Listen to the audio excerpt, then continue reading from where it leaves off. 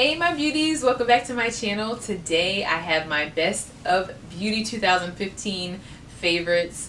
I know I've been gone for a while, but I just needed the break. And I feel like we all do sometimes, but I really needed it. So I wanted to come back refreshed so I can just throw these videos out for you guys. And I'm going to start off with my best of beauty because a lot of you still requested it on Snapchat and Instagram that you still wanted to see one. So that's what we're going to do first as my first video of 2016. So if you guys are like, girl, why do you have a jacket on? It's because it's snowing outside. If you guys want to know, my jacket is from Fashion Nova and my hat was from Forever 21. I'm going to be a little bit chatty with some of these products, but I also have to make up for not being here for like 2 weeks. Okay, so the first product I want to share with you guys is my moisturizer. Normally, I'll just go ahead and use a mattifying primer, but lately I've been using my Cetaphil moisturizer. This one I received in my box I shared with you guys on Snapchat, and I just love Cetaphil products. For those of you that don't know or that haven't followed me for a while, you guys don't know that I have sensitive skin, and I use a lot of Cetaphil products on my son. So I go ahead and use this moisturizing cream. I'll place it like all over my face and just let it sit for a few minutes before I go in with my mattifying primer. The small one is the only one that I have, and I used this for the majority of this year. I'm still on the hunt for different primers. I do want to try out the Makeup Forever one.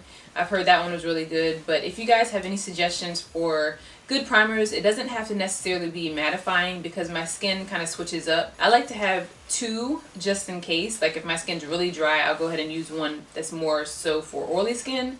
And then when it's overly oily in the summertime, sometimes I'll go ahead and use the mattifying primer. And yeah, I've said primer a lot, so we're going to go ahead and move on to foundations. First two that I want to share with you guys, of course you probably already know, is my Maybelline Fit Me. This one is the matte and poreless. I haven't tried their other one that they have, but I live by this foundation right here. I have been reaching for this one so much that I forgot about a lot of my higher end foundations, and that's a good thing because a lot of you do request to see more drugstore, but I also like high-end too. I know when I first started my channel, all I would use was high-end foundations because I felt at that time, like around 2 or 3 years ago when I first started my channel, there wasn't a lot of go-to drugstore foundations for me, or I felt worked as good as high-end.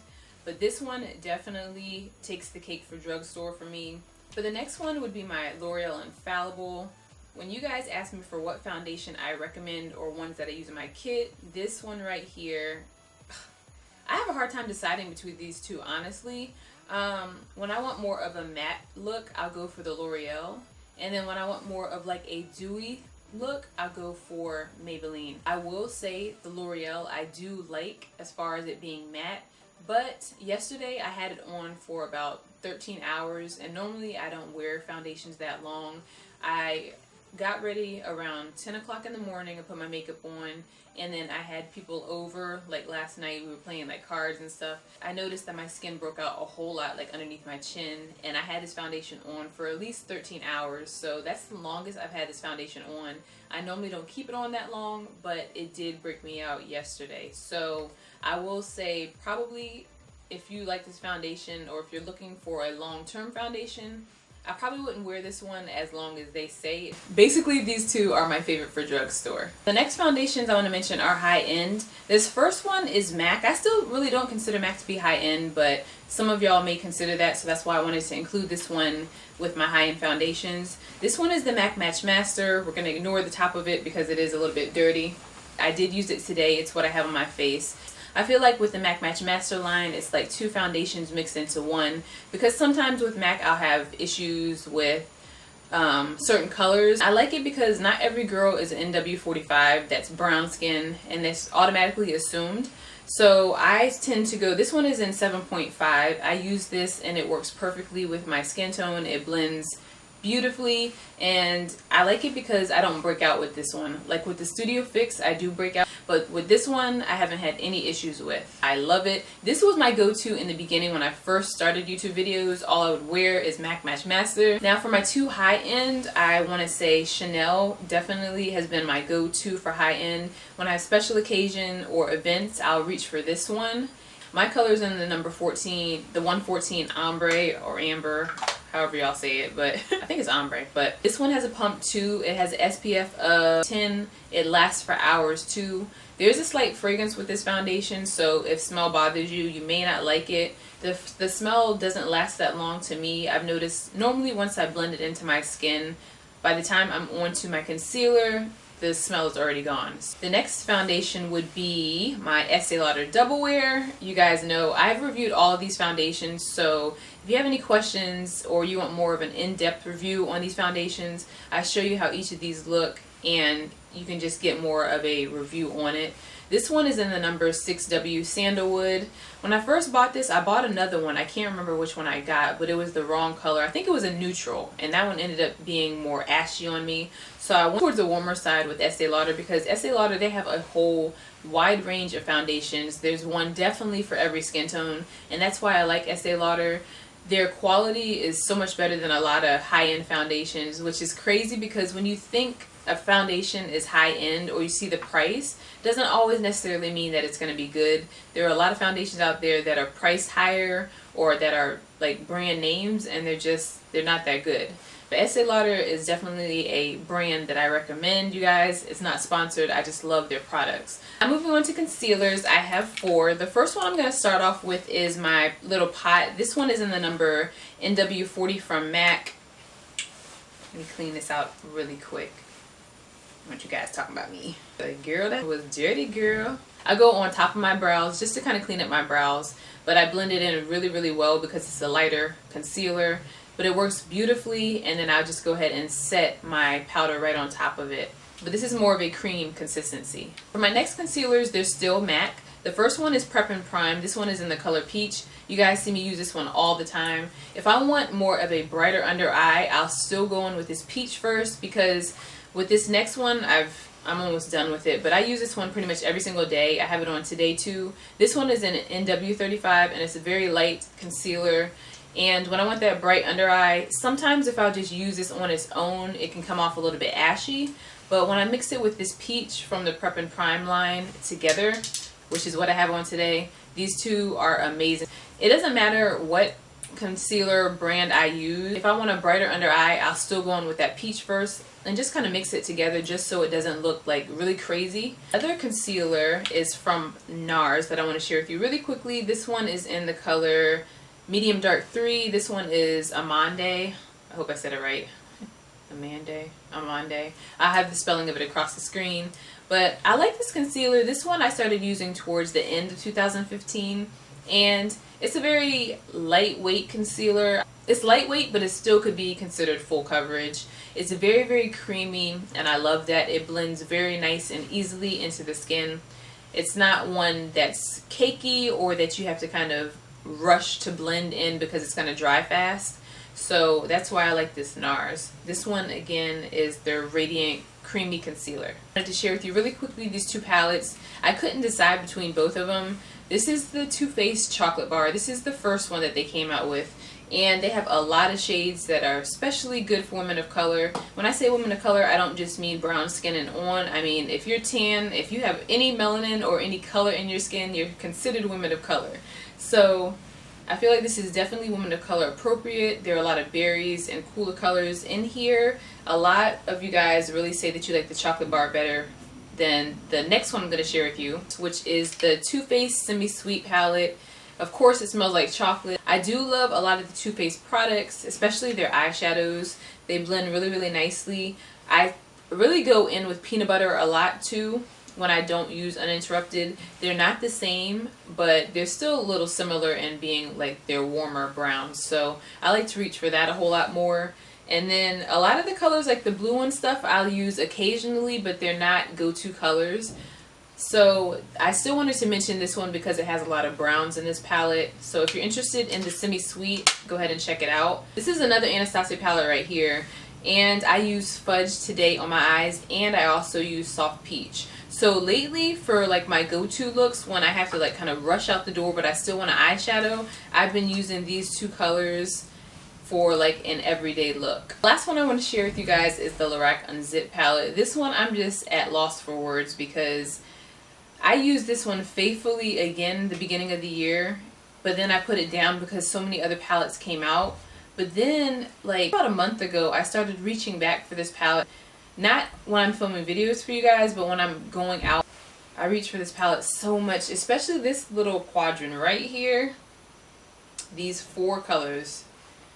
Oh my gosh, you guys. Moving on to highlights, which I'm about that highlight life. The first one I want to mention is my MAC Oh Darling. These aren't necessarily in the order of my favorites, but these, I just have like 3 or 4 favorites of highlight that I want to share with you.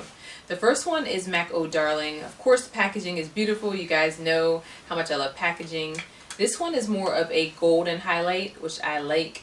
Another one that's beautiful on pretty much every single skin tone. I'm going to swatch it really quick on my hand so you guys can see the difference in each of these highlights. This is MAC Oh Darling. Next is the Sonia Kashuk highlight. I always rave about this one. This one is in the number 40 Goddess. And also I'll have all of these down in the description bar just in case you're interested in each of these. I think Target carries this one still, I'm not sure. Moving on to blushes, I have 2 that I want to share with you, and they are from MAC. The first one is in the color Raisin, and I don't honestly wear blush a lot, but on days when I want to wear blush, it goes with a lot of looks, especially when I want like a hint of color on my cheeks. With a lot of these MAC blushes, you don't need a lot. They're very, very pigmented, so you don't need a whole bunch. You kind of just dust your brush in there, tap it off, and put it on your face, just lightly, because they show up very, very opaque. But this one again is in the color Raisin. And the last blush is in the color Gentle. This one has a little bit more of a plummy look to it, or a mauvey look to it, but it still has a little bit of sparkle in it. It shows up very nicely on the skin, and it's a very subtle, and again, since it's a mineralized product, it's a little bit more lightweight than the Raisin that I showed with you earlier. So these 2 are my go-to blushes. Moving on to my lip products, I'm going to share with you my favorite lip liner.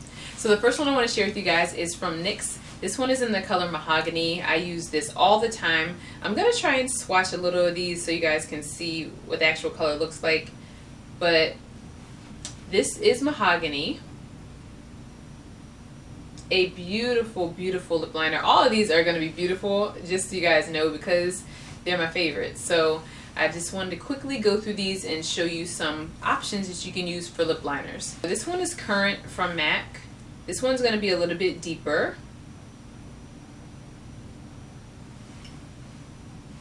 This one is Current. The next one I want to share with you is Plum.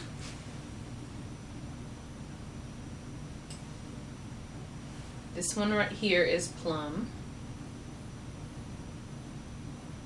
This one is one that you probably even wear on your own, just like as a lip color instead of a lip pencil. It is gorgeous.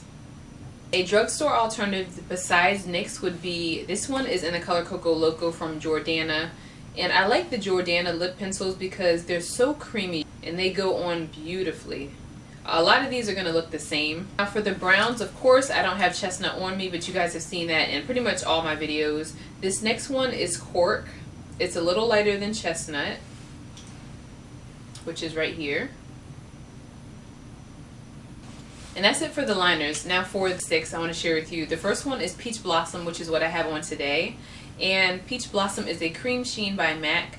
Now with a lot of the cream sheens, I like it because you don't have to necessarily put a gloss on with it, but I still like to. The second one is from Milani, and you know they came out with their new Milani colors. You guys know I'm going after those. But this is from their Milani Amore Matte Liquid Lipstick Collection. I'll swatch this one really quick. I also have a video for you guys, just in case you haven't seen a review on these. This is Flirt. This is Flirt, and they dry to a complete matte, so these are amazing. Next I have Stila Patina, which is another liquid lipstick. This is another one that's more on the mauve side.